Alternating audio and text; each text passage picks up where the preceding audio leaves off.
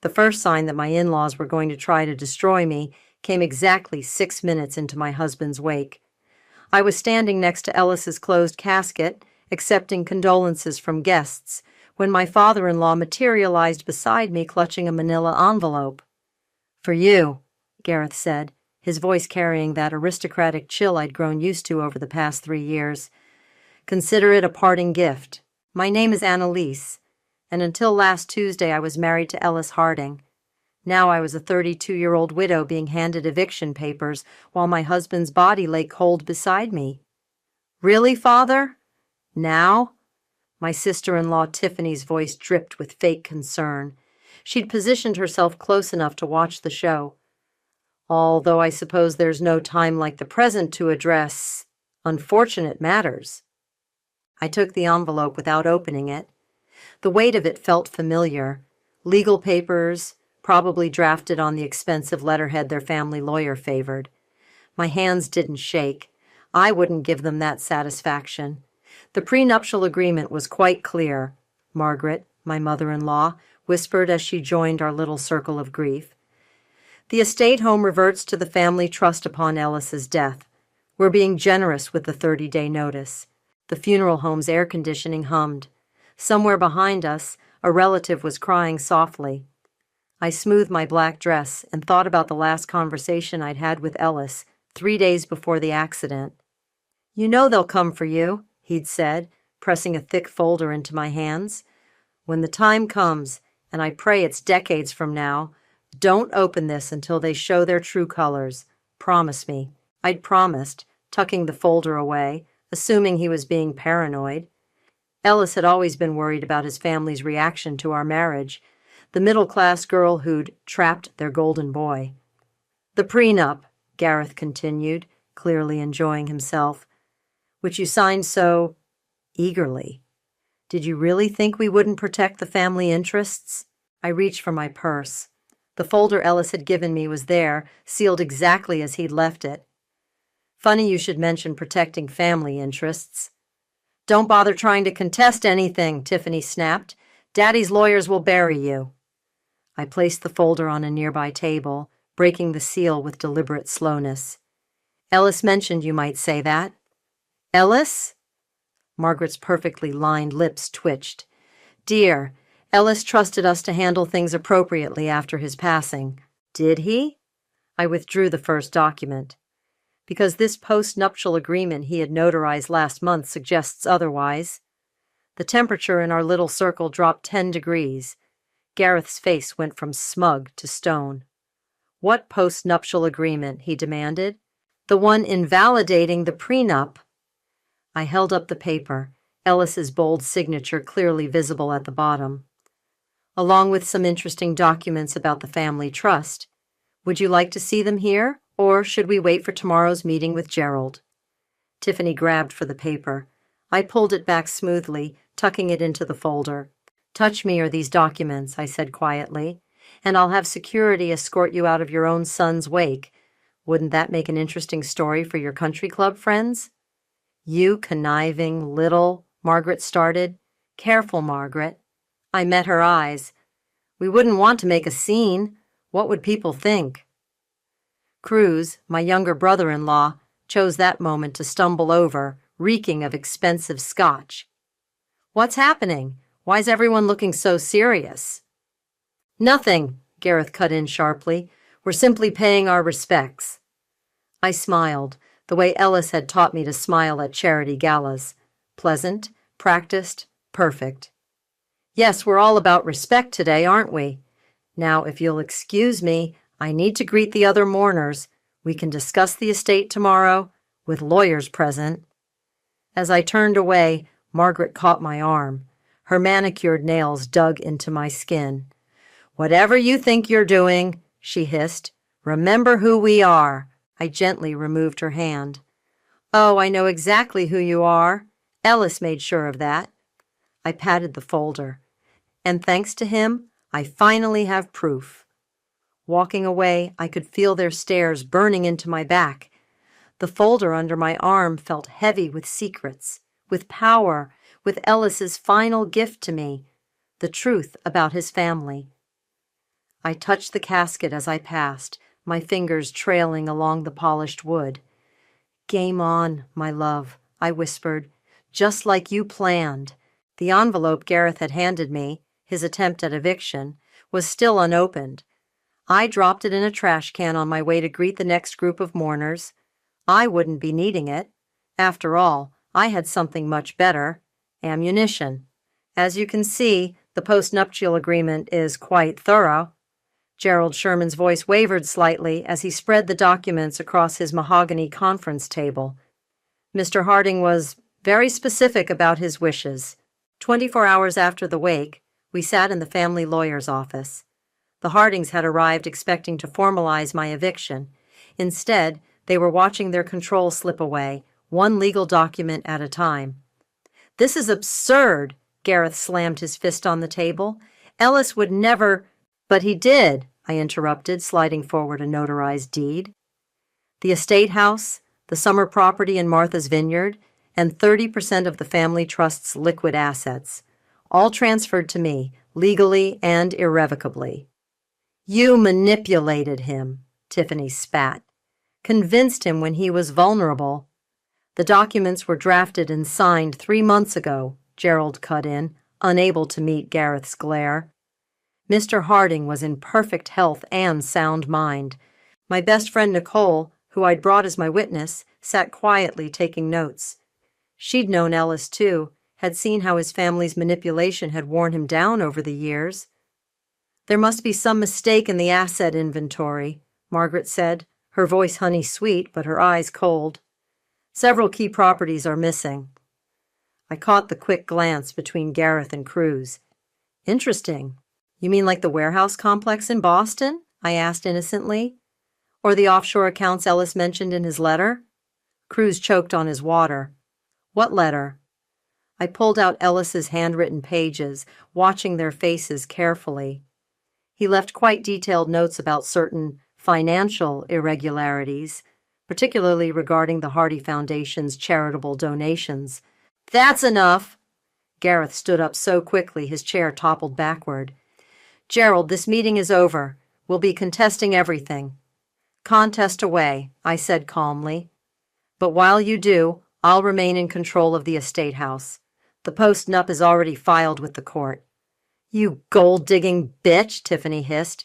"You think you can just—" "Actually," Nicole spoke up, her lawyer voice in full effect, "she can. And if you continue with that language, we'll add harassment to the record." Margaret's perfect composure finally cracked. "Ellis was our son, our flesh and blood. You were just some girl he met at a charity event. You have no right—" "I was his wife." My voice cut through her tirade like steel. "The woman he chose to spend his life with, the one he trusted enough to tell everything to." I stood up, gathering my documents. "And I do mean everything."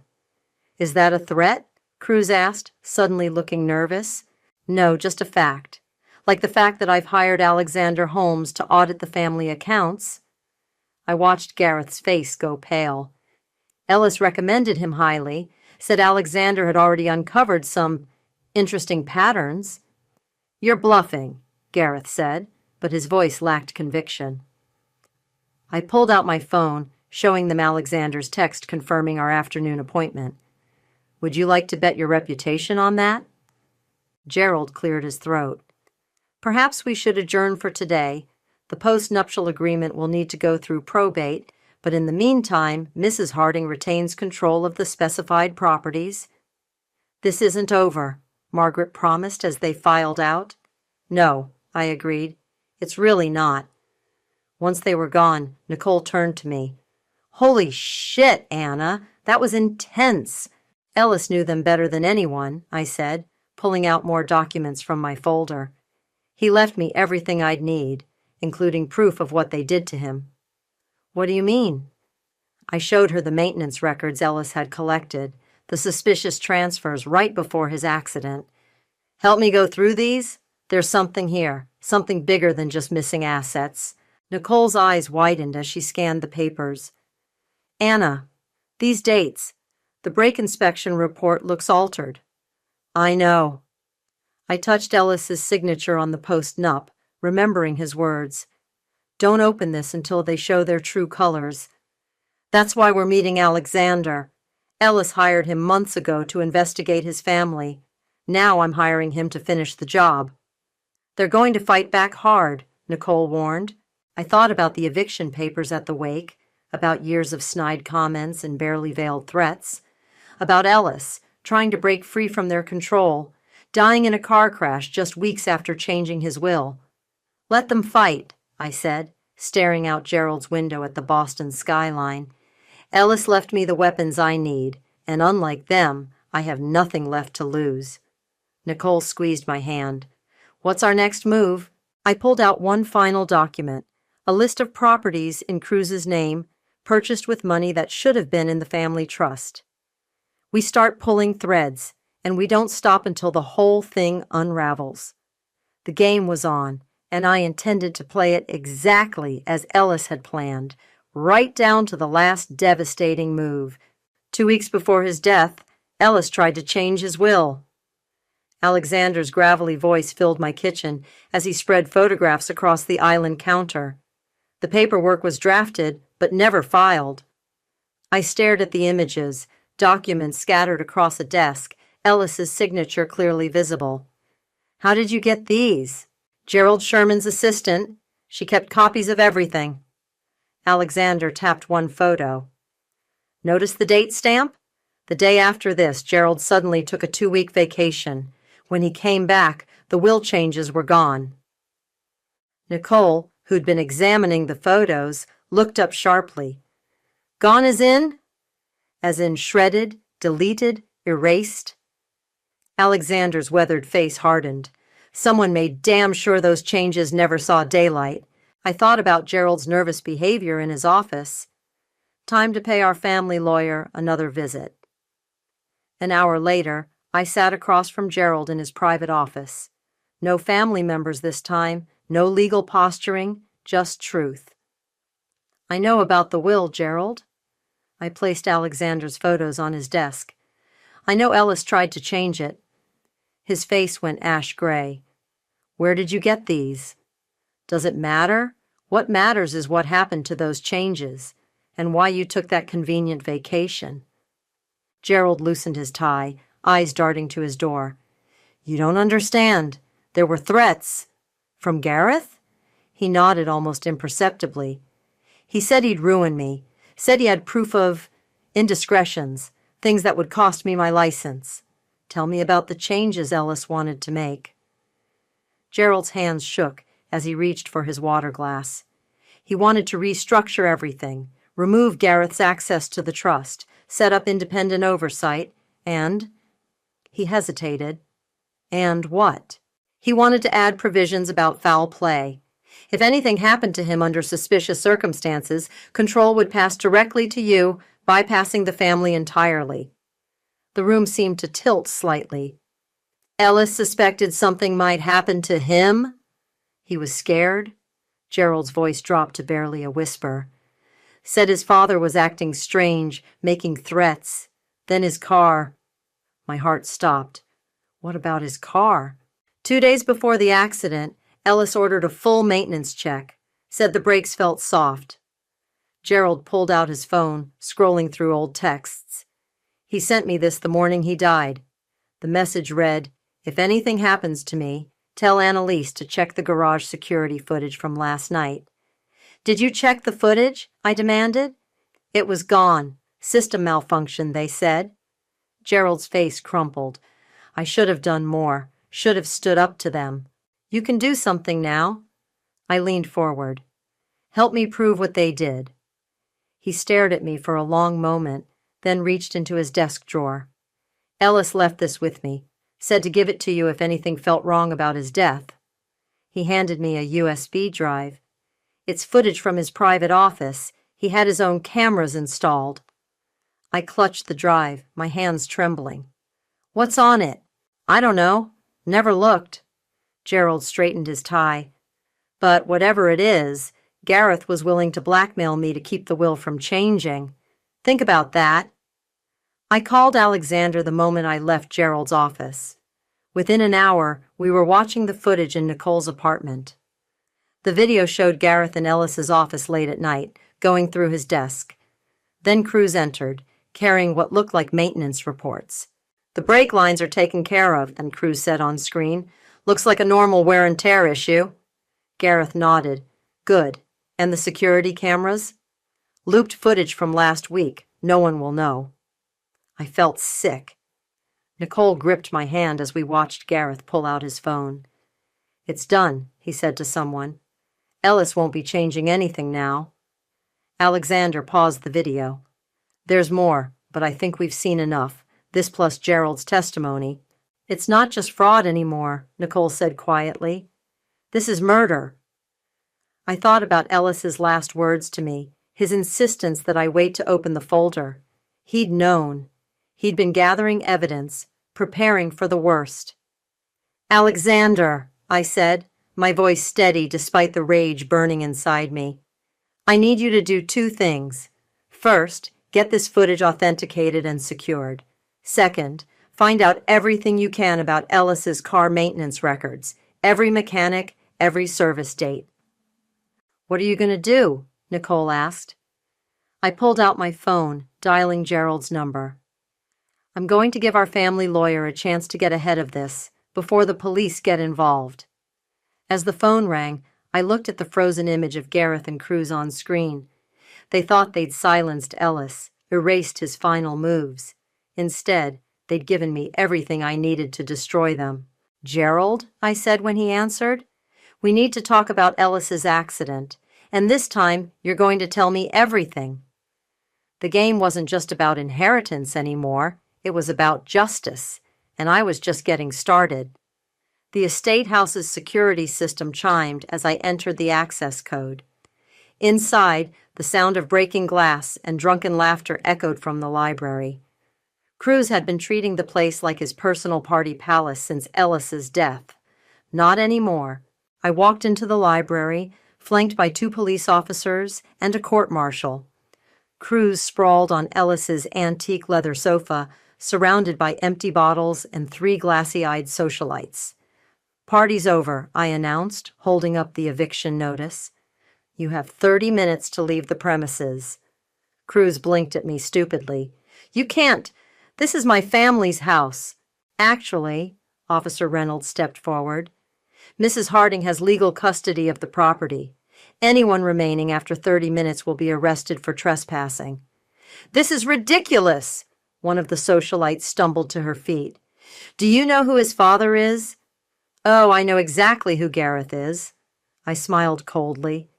"In fact, I just sent some interesting documents about him to the Hardy Foundation Board. They're particularly curious about where their charitable donations have been going." Cruz's face went from drunk to sober in seconds. "What documents?" "The ones showing how Daddy laundered foundation money through your failed business ventures." I gestured to the mess around us. "Speaking of which, how are you affording all this partying? Last I checked, your trust fund was frozen during probate." "You bitch, isn't she?" he snarled, standing unsteadily. "You think you can just—" "25 minutes now," Officer Reynolds cut in. "Tick-tock." As Cruz and his friends gathered their things, my phone buzzed. A text from Margaret. "We need to talk. Privately." I found her waiting in the garden 30 minutes later, after the police had escorted Cruz out. She looked older somehow, her perfect makeup unable to hide her exhaustion. "Name your price," she said without preamble. "Excuse me?" "To stop this vendetta, to leave our family alone." She pulled out her checkbook. "Whatever Ellis promised you, I'll double it." I laughed. "You still think this is about money?" "What else could it be? You're not exactly from our world, dear." I pulled out my phone and played one of Ellis's voice messages. "Dad's using Cruz to launder money. Millions missing from the foundation. If anything happens to me, the proof is in the offshore account records." Margaret's face went pale. "Turn that off." "Why? Afraid of what else Ellis recorded?" I stepped closer. "Like the conversation where Gareth threatened to handle him if he changed the will?" "You don't understand our family," she whispered. "The legacy we have to protect." "Legacy?" My voice shook with rage. Your legacy is built on fraud and murder. Ellis knew it, and he left me everything I needed to prove it. We can make a deal. No. I showed her my phone screen displaying an email draft. This goes to the FBI in an hour. Complete records of Garrett's embezzlement, Cruz's money laundering, and evidence of Ellis's murder. Unless... Her eyes narrowed. Unless what? Confess. Tell me everything. Why Ellis really died. Margaret sank onto a garden bench, her composure finally cracking. Gareth was losing control. The foundation's donors were asking questions. Ellis threatened to expose everything. So Gareth had him killed. He said it would look like an accident. Her voice was barely audible. Cruz handled the details. I didn't know until after. I pressed record on my phone, letting her words capture clearly. And the will changes? Gareth blackmailed Gerald, said he'd expose some scandal from law school. She looked up at me, suddenly seeming small. Ellis was right about everything, about all of us. Yes, he was. I stopped the recording. The FBI will have this by morning, along with everything else. Please, she reached for my arm. We can work something out. Money, properties, anything. I pulled away. Ellis was your son. He died because of your family's greed. There's no working this out. Then why, she gestured helplessly, why offer me the chance to confess? Because Ellis would have wanted the truth from at least one of you. I turned to leave, then paused. Oh, and Margaret, don't bother warning Gareth. The evidence is already backed up in multiple locations. As I walked away, my phone buzzed again. Alexander. Found something else. Audio file from Ellis's office, day before the accident. Gareth talking about making sure Ellis doesn't need to live forever. I texted back, send it to the FBI. Time to end this. In the estate house, I went to Ellis's study. Everything was exactly as he'd left it. The leather-bound books, the antique desk, the photo of us on our wedding day. He'd known what his family was capable of, had prepared for the worst while hoping for the best. I promised I'd burn it all down, I whispered to his empty chair, and tomorrow it all goes up in flames. The final pieces were in place. By this time tomorrow, the Hardings' carefully constructed world would be ashes, just like Ellis planned. Happy birthday, my love, I whispered, placing fresh roses on Ellis's grave. It should have been his 39th birthday. Instead, I was hosting a different kind of celebration. The private memorial I'd arranged drew people the Hardings had never bothered to know. Ellis's college roommate, his favorite barista, the elderly gardener who'd worked the estate grounds for 30 years. Real people who'd loved the man, not the heir. He used to bring me soup when I was sick, Maria, his former housekeeper, told the small gathering. Not store-bought. He'd make it himself, even though his mother said it wasn't proper for someone of his status. As people shared their stories, my phone vibrated. A text from Alexander.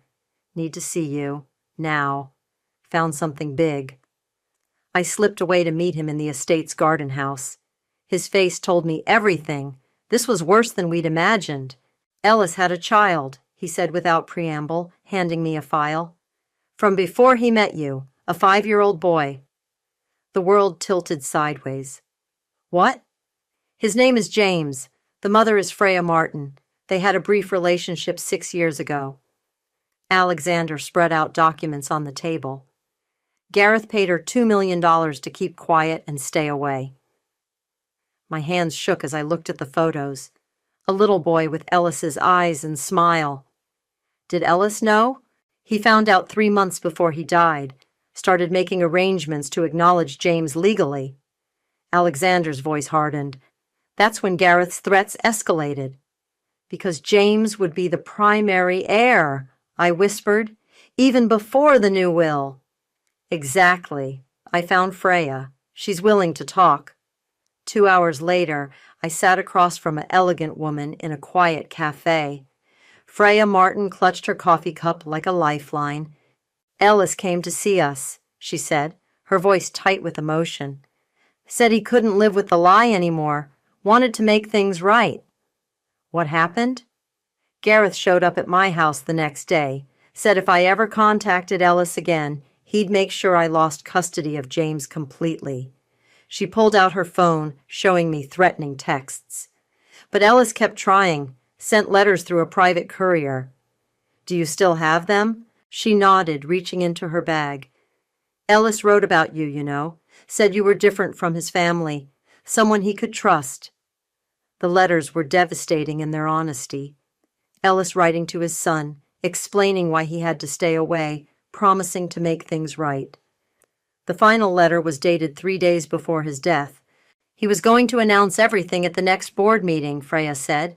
Acknowledge James publicly, change the inheritance structure. She wiped away tears. Then the accident happened. My phone buzzed. Nicole, FBI just picked up Cruz. Gareth's being brought in for questioning. Freya, I said carefully, would you be willing to testify about the threats, the payoff, everything? Will it help prove they killed him? Yes. She straightened her spine. Then, yes, for Ellis, for James. Back at the estate, I found Tiffany waiting in the driveway.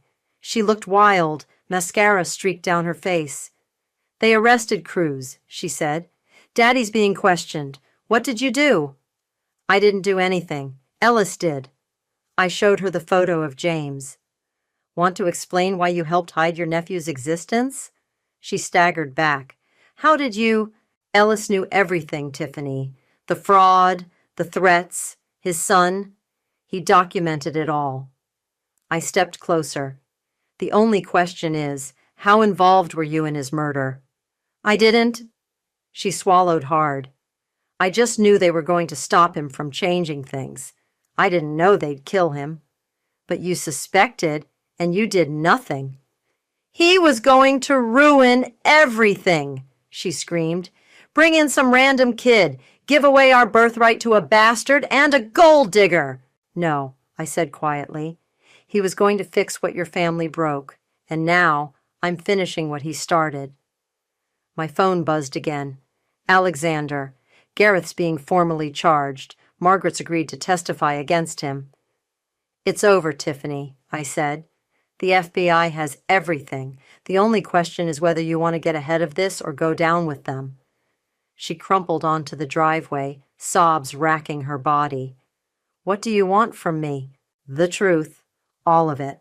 Starting with the night before Ellis's accident. As Tiffany began to talk, I thought about the little boy in the photo.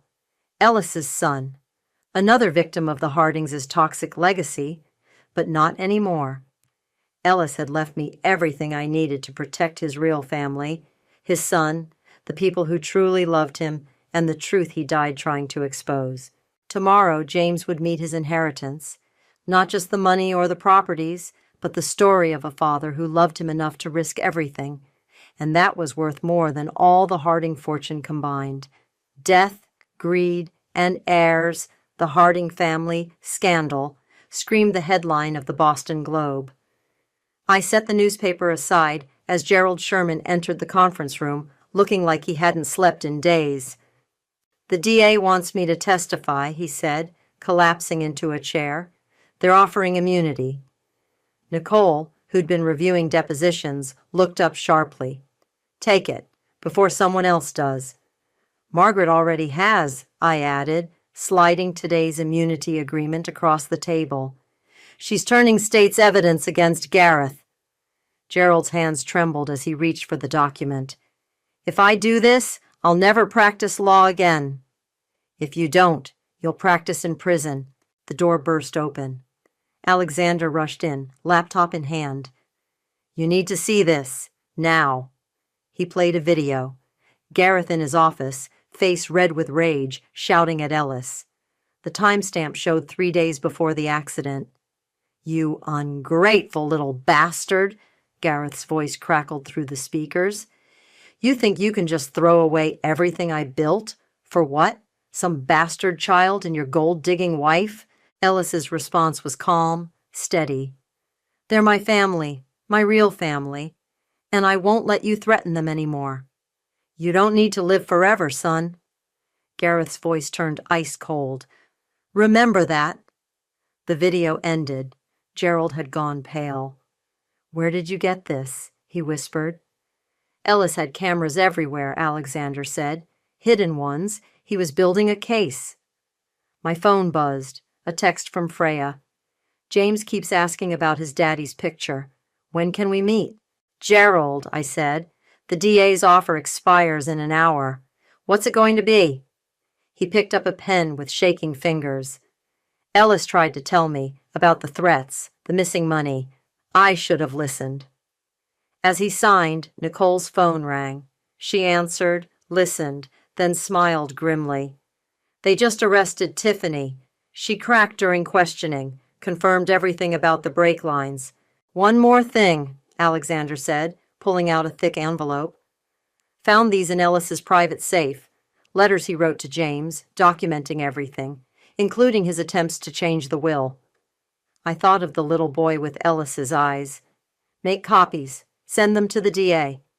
The next few hours were a blur of legal documents and police statements. By evening, the news was everywhere. Gareth arrested for conspiracy to commit murder.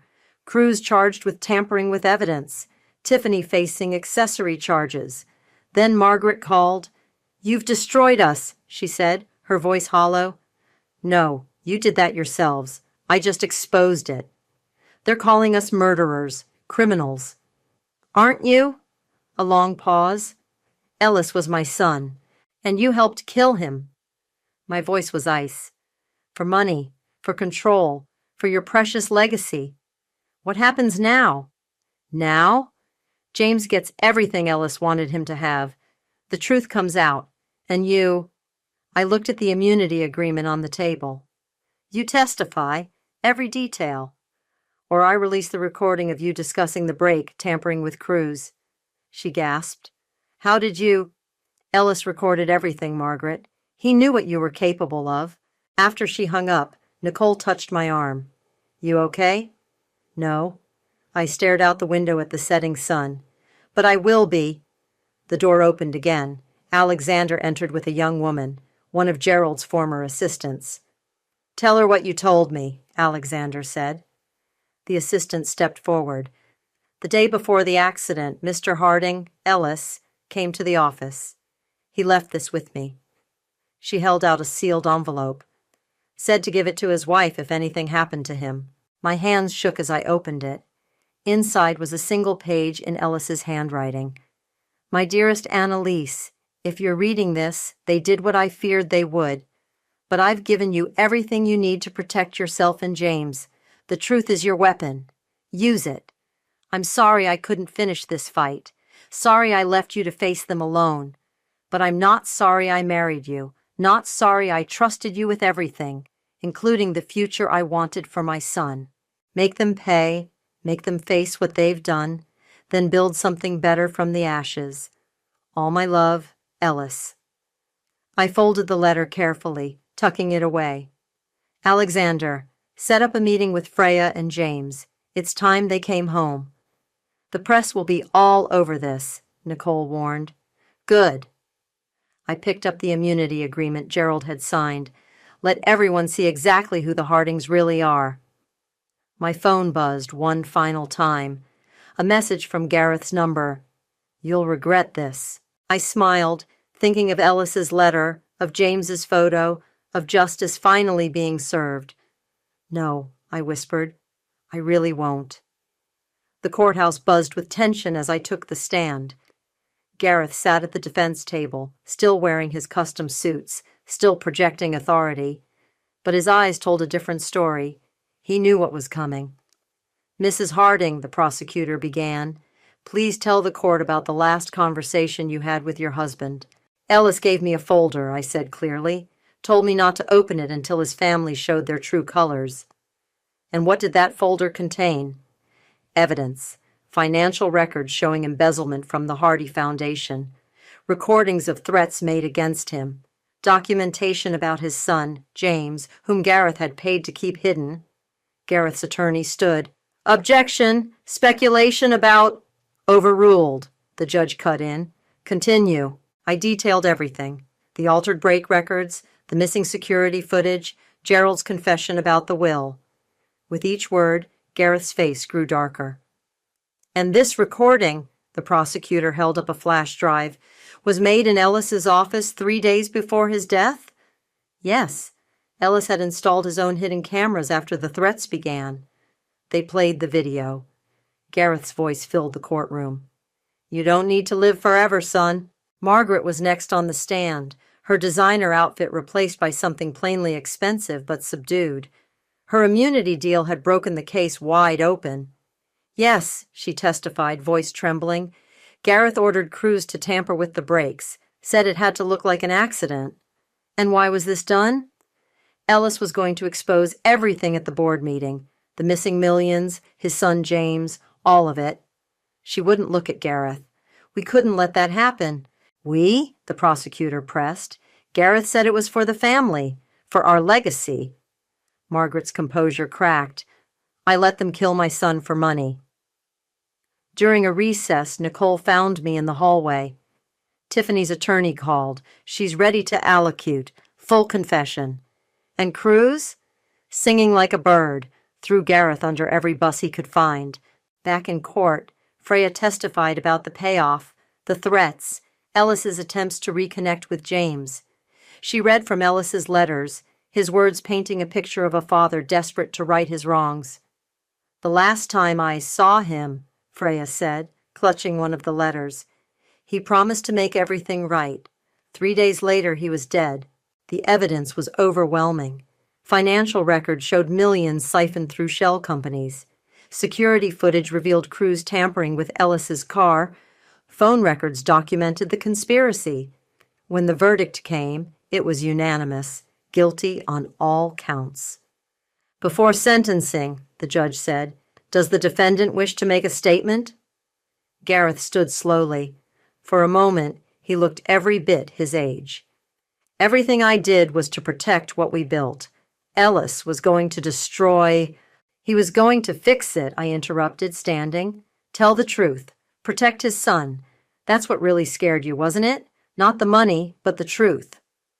He'd be ashamed of you, Gareth spat, destroying his family's name like this. I smiled, remembering Ellis's letter. No, he told me to burn it all down, and that's exactly what I did. The judge's gavel cracked like thunder.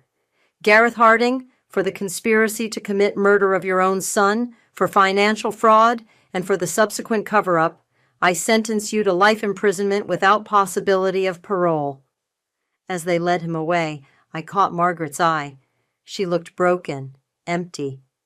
Cruz sat slumped in handcuffs, while Tiffany sobbed quietly in the gallery. Outside the courthouse, reporters swarmed.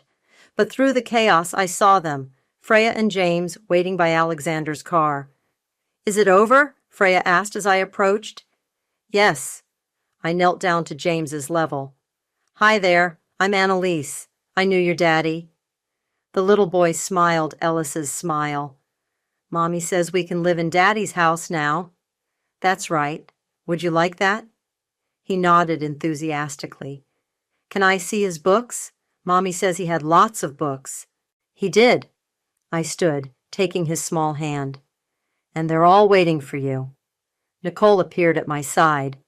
The estate transfer papers are ready.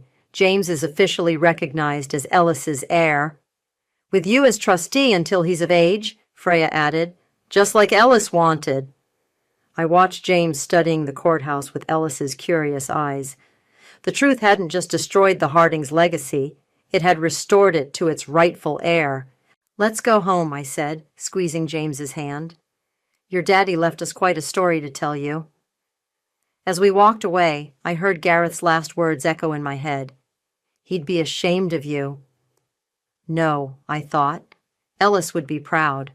Proud that the truth had finally won. Proud that his son was home.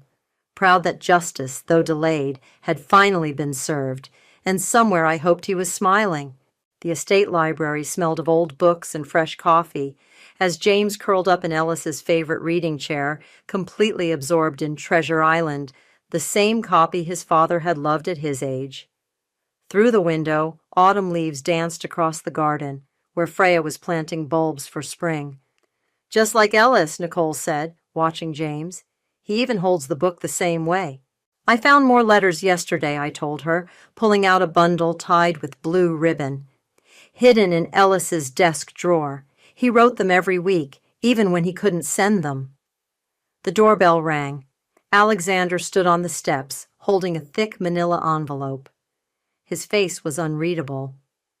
"What's wrong?" I asked, letting him in. "Got the final report from the forensic accountants." He spread documents across the kitchen island. "There's another account, one we missed." Nicole leaned in. "Where?" "Cayman Islands. But here's the thing. It's not in Gareth's name, or Cruz's." He pointed to a signature. "It's in Margaret's." My hands went cold. "How much?" $50 million, and the transfer records." He hesitated. "They go back 20 years, long before Ellis met you."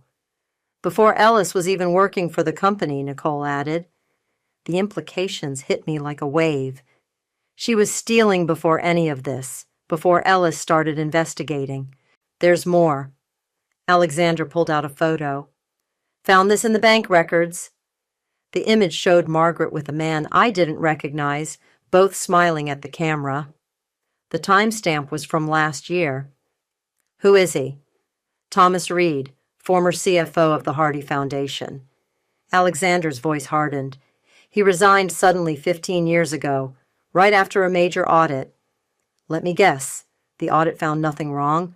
"Not a thing. But he moved to the Caymans right after." Alexander tapped the photo. "Where he's been managing Margaret's hidden accounts ever since."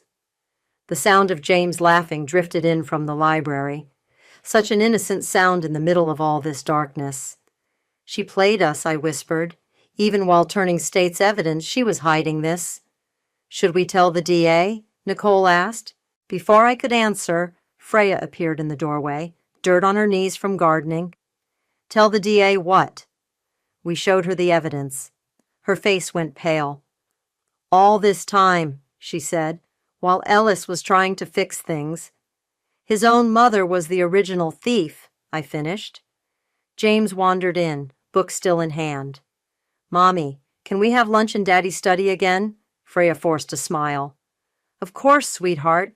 Go wash up first." After he left, she turned to me. "What are you going to do?" I looked at the photo of Margaret and Thomas, at the evidence of decades of theft, at the proof that Ellis had died trying to expose a corruption that went deeper than any of us knew.